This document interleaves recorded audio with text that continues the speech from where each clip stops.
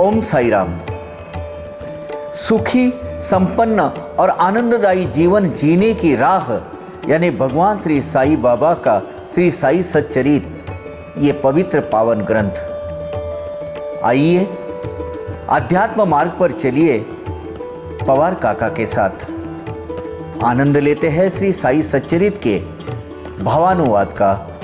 ओम साई राम। ओम श्री साईनाथाय नमः। भावानुवाद श्री साई सच्चरित, इस श्रृंखला में जो हम अभ्यास वर्ग साई बाबा की अमृतवाणी इस माध्यम से, इस चैनल के माध्यम से चला रहे हैं, आज इस श्रृंखला में अध्याय 11 वो भी 19 यहाँ से हम शुरू करेंगे। सच्चिदानंद सद्गुरु साईनाथ महाराज की जय। एक को देशांतर भेजते, एक को शिरडी में ही एकांतवास कराते, एक को बाड़े में ही रोक रखते, नियम देते पोथी का। किसी भक्त को शिरडी से दूर किसी अन्य प्रदेश में भेजते थे बाबा, तो किसी को शिरडी में ही रहकर एकांतवास में उपासना आराधना करने के लिए कहते थे, किसी को बाड़े में बैठकर ही पोथी का वाचन करते रहने की आज्ञा देते थे। यानी इसके बहुत सारे उदाहरण साई सच्चरित में मिलते हैं। बाला साहब मानकर इनको मत्स्येंद्रगढ़ पर ध्यान धारणा के लिए 12 रुपये यात्रा की खर्ची देकर भेजा था, प्रवास का जो भी खर्च देकर। श्री उपासनी बाबा को खंडवा मंदिर में ही एकांत में ध्यान धारणा करने के लिए आदेश दिया था और 46 मंथ तक उन्होंने वो पाला था। और काका साहब दीक्षित के लिए दीक्षित बाड़े की ऊपरी मंजिल पर पोथी पढ़ने का नियम बना दिया था। तो बाबा की भक्त के आध्यात्मिक गति अनुसार उनको वो मार्ग दिखाते थे। वर्षानुवर्ष यह अभ्यास होते बढ़ेगा निर्गुण ध्यास, आसनी शयनी भोजनी अनायास, जुड़ेगा मन संग बाबा के। अनेक वर्षों के इस नियम धर्म से, ध्यान धारणा से, साकार की ओर से निरुगण निराकार की ओर जो प्रवास हमारा आरंभ होता है, उसके तत्पश्चात सभी कार्य करते हुए उठते बैठते सोते जागते बाबा का ही स्मरण होता रहेगा तथा निर्गुण निराकार की लगन बढ़ती ही जाएगी। ये एक दिन में नहीं होने वाला, इसको एक सातत्य, सालों साल कंटिन्यूअसली ये अभ्यास होना चाहिए। तो इसीलिए सगुण साकार से निर्गुण निराकार की तरफ वो ध्यास हमारी कशिश, हमारी खींच, हमारी लगन बढ़ती जाएगी और हम सगुण साकार रूप से निर्गुण निराकार की तरफ हम खींचते चले जाएंगे। लेकिन ये बहुत कठिन है, अशक्य है ऐसा नहीं कहूँगा मैं, लेकिन बहुत सारे लोग सभी जगह देखने को मिलेंगे आपको कि इस तरीके पर, इस ओहदे पर, इस प्रवास के इस माइलस्टोन पर वो पहुंचे हैं। देह तो यह नाशवान, कभी तो होगा ही पतन, अतः भक्ति में न करे खंत, अनाद्य अनंत का ध्यान करे। यह देश नश्वर है, कभी न कभी तो इसका नाश होगा ही। इस जन्म हमने जब इस पृथ्वी पर जन्म लिया है तो अंत ही निश्चित है, इसलिए सदा भक्ति में ही व्यस्त रहे। सर्वश्रेष्ठ जो अनादि अनंत परमेश्वर है उसकी प्राप्ति करने के लिए है भक्ति, यही एक लक्ष्य होना चाहिए। यह बहुविध दृश्य पसारा, सकल अव्यक्त का सारा, अव्यक्त से ही साकार रूप धारा, लौट जाएगा अव्यक्त में ही। ये जो दृश्य जात हमको ये प्रकृति नजर आती है, प्रकृति के रूप में व्यक्त होने वाला ये जो जगत है, मूल में क्या था? अव्यक्त था, अदृश्य था। वो ये अदृश्य जगत दृश्यमान करने के लिए परमेश्वर ने ही उसकी निर्मिति की है शक्ति द्वारा, अपने शक्ति द्वारा। और अंत में वह जब ये खत्म हो जाएगा, हर एक चीज को अंत है, वैसे इस ब्रह्मांड को भी अंत है। जब ये अंत हो जाएगा तो अव्यक्त में ही विलीन हो जाने वाला है। ये एक त्रिकाल के बाधित न होने वाला सत्य है और ये हमें स्वीकार करना बहुत जरूरी है। यह ब्रह्म सहित सृष्टि, जैसी व्यष्टि वैसी ही समष्टि, जिस अव्यक्त उदर से प्रकट होती समरसती वही अंत में। अभी यहाँ अब्रह्म स्तंभ, ये ब्रह्म सहित सृष्टि जो कहा है वो यानी परमात्मा चैतन्य शक्ति, व्यष्टि यानी पिंड ये देह, समष्टि समष्टि का एक सदस्य व्यक्ति यानी समष्टि यानी समुदाय, समग्रता, अनेक घटकों का समुदाय या समवेत या सत्ता। ईश्वर की ये चैतन्य शक्ति के समूह की समुक्त ये जो चैतन्य शक्ति का समूह है, वो समूह की ये धारक करने वाली ये सृष्टि है। चैतन्य शक्ति जैसी देह में है वैसी ही वह ईश्वर के अनंत रूपों में भी व्यक्त हो गई है। ये सृष्टि में हमारे ये चक्षु को, हमारे आंखों को जो जो भी दिखता है ये सब दृश्यमान क्या है? सृष्टि का एक भाग है, अन्य अन्य प्रकार से वो व्यक्त हुआ है। यह चैतन्य शक्ति वास्तव में मूल में निर्गुण निराकार है, उसको कोई आकार नहीं है, अव्यक्त परमात्मा द्वारा निर्माण हुई है तथा इस विश्व के अंत में वो परमेश्वर में ही विलीन होने वाली है। ये सत्य को जो पहचानेगा वो इसका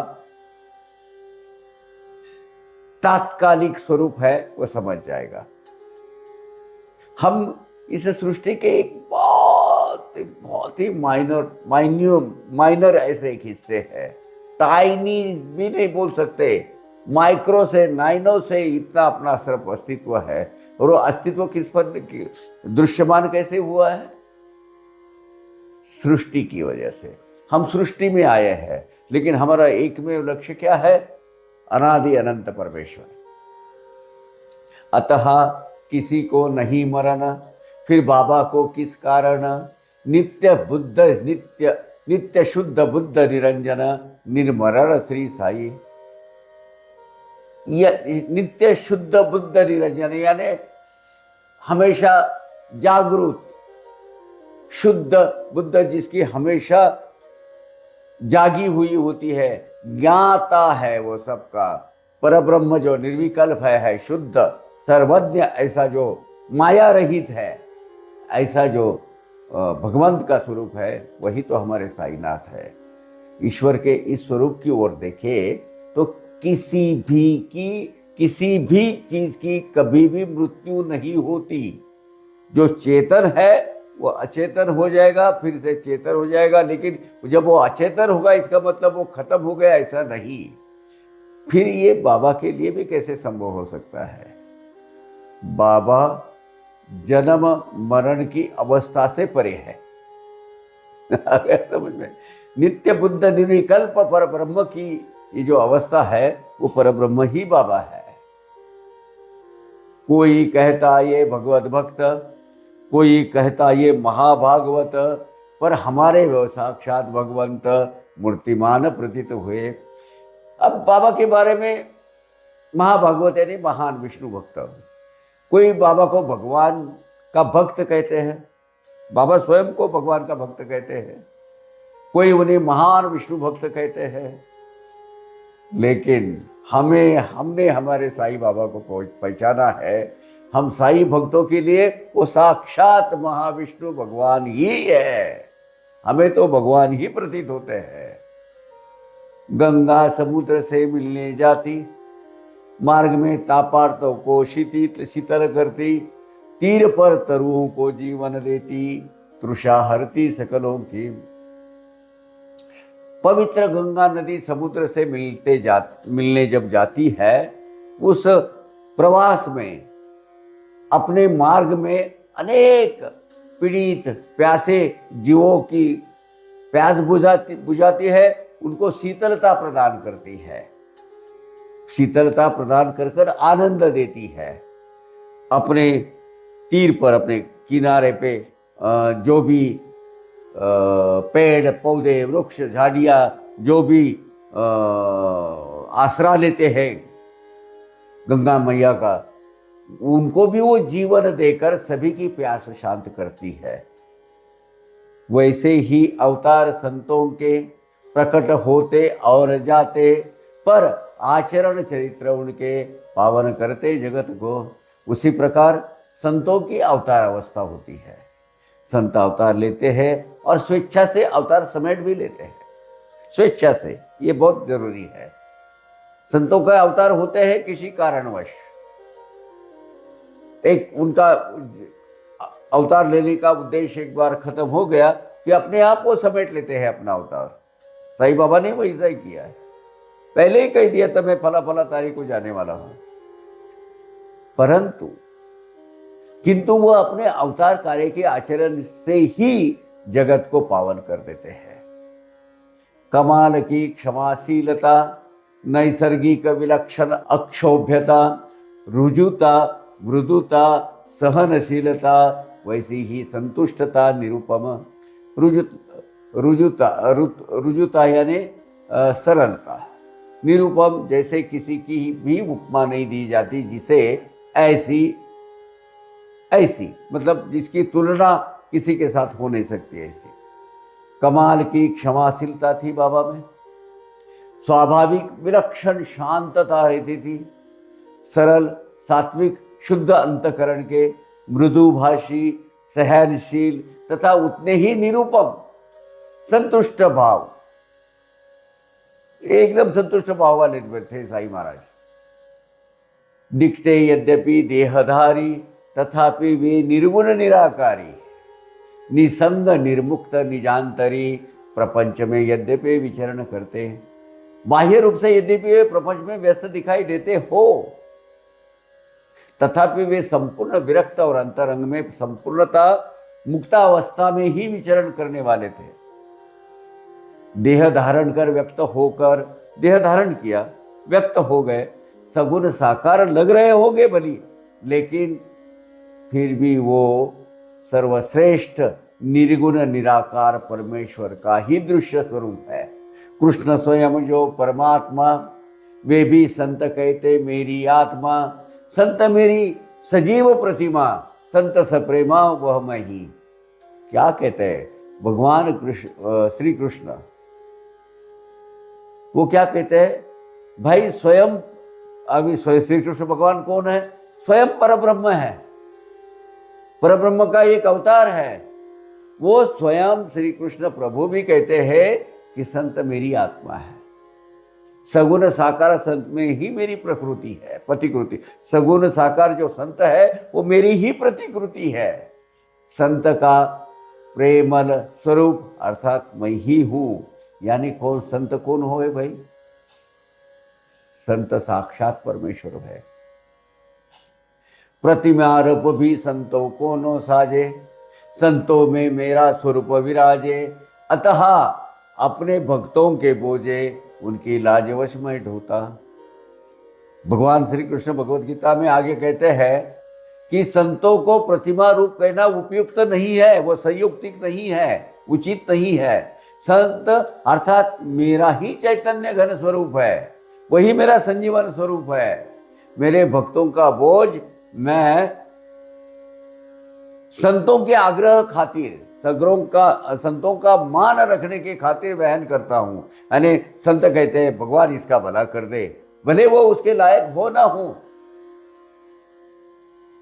लेकिन केवल संतों के वचनों की लाज रखने के लिए उन्हें सत्य करने हेतु मैं कष्ट सहन करता हूं। यानी एक तरफ से जानो तो मैं संतों के आज्ञा के बाहर परे नहीं हूं, स्वयं भगवान कहते हैं। अब बाबा कौन हो गए आप तय कर लो। संतों की जो अनन्य शरण, मैं वंदू उनके भी चरण, उद्धव से आपका यह कथन, संत महिमान श्री कृष्ण। श्रीमद् भगवद गीता जो है उसके 11वें स्कंद में भगवान श्री कृष्ण ने उद्धव को उपदेश देते। उद्धव ने उनका एक मंत्री था, उनका सखा भी था, दोस्त था, लेकिन उनके स्वयं श्री कृष्ण भगवान राजा थे। उनको कहा है, संतों की महानता का इसमें वर्णन आया है, संतों की महानता महत्ता इनका वर्णन करते हुए भगवान श्री कृष्ण स्वयं कहते हैं कि जो संतों की अनन्य भाव से शरण ग्रहण करता है उसके चरण में मैं वंदन करता हूं। उल्टी कहना गंगा बहने लगी यहां। भगवान स्वयं कहते हैं जो संतों की अनन्य भाव से शरण ग्रहण करता है उनके चरणों की वंदना मैं करता हूं। हालांकि अपने को ये हजम होने वाली बात नहीं है। संत स्वयं परमात्मा परमेश्वर है, दिखाने के लिए, ये जताने के लिए हमें स्वयं भगवान ये वाक्य बोलते हैं। सगुणों का जो सगुण, निर्गुणों का जो निर्गुण, गुणवंतों का जो अत्युत्तम गुण, गुणियों का गुणिया गुणी राजा। सगुण व निर्गुण ये जो दोनों रूप है, ये दोनों रूपों में सर्वश्रेष्ठ गुणवानों में अति उत्तम गुण वाले और सदाचारियों में श्रेष्ठ सद्गुणों वाले जो कौन होते हैं, एवं उन्हीं के भी राजा पकड़ लो आप, उन्हीं से भी श्रेष्ठ ऐसे वो कौन है, वो है भगवान साईनाथ महाराज। पर्याप्त काम जो कृतकृत्य, यदा यदृच्छा लाभ तृप्त, जो अनवरत आत्मनिरत दुख सुखातीत, जो अपर्याप्त पूर्ण, पर्याप्त काम यानी जिसकी सब इच्छाएं पूरी हो गई है, कोई इच्छा बाकी ही नहीं है, जो यदृच्छा लाभ तृप्त यानी स्वच्छंदी है, सहज गति है, उसके लाभ सब तृप्त होते हैं, हो गए हैं। अनवरत जिसको कोई खंडित नहीं है, निरंतर सतत रूप, उसमें एक कंसिस्टेंसी है।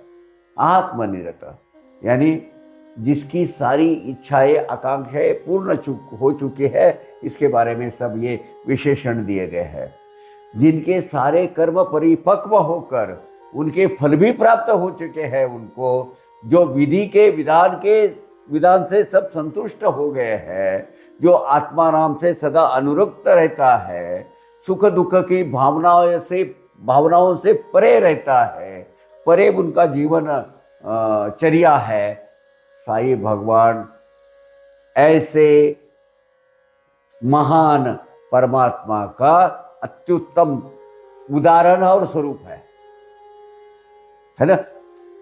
आज हम यहाँ इस कड़ी को खत्म करते हैं। 11वें अध्याय की 34वीं खत्म हो गई है। हम अगले एपिसोड में शुरू करेंगे 11वां अध्याय। ये बहुत पवित्र, पावन और अपने आप में एक महती रखने वाला है। इसीलिए तो इसको रुद्राध्याय कहते हैं। बाबा की ऐसी सुंदर लीलाएं इसमें है। पंचमहाभूतों पर कैसी बाबा की सत्ता चलती है, ये जताने वाला ये अध्याय है। अगले अध्याय में जरूर आप उसमें शामिल होइएगा। तब तक के लिए आज्ञा दीजिए। ओम साई राम। अवघारंग एक झाला, अवघारंग एक झाला, रंगी रंगला श्रीरंग, रंगला श्रीरंग रंगला श्रीरंग अवघा रंग एक झाला अवघा रंग एक झाला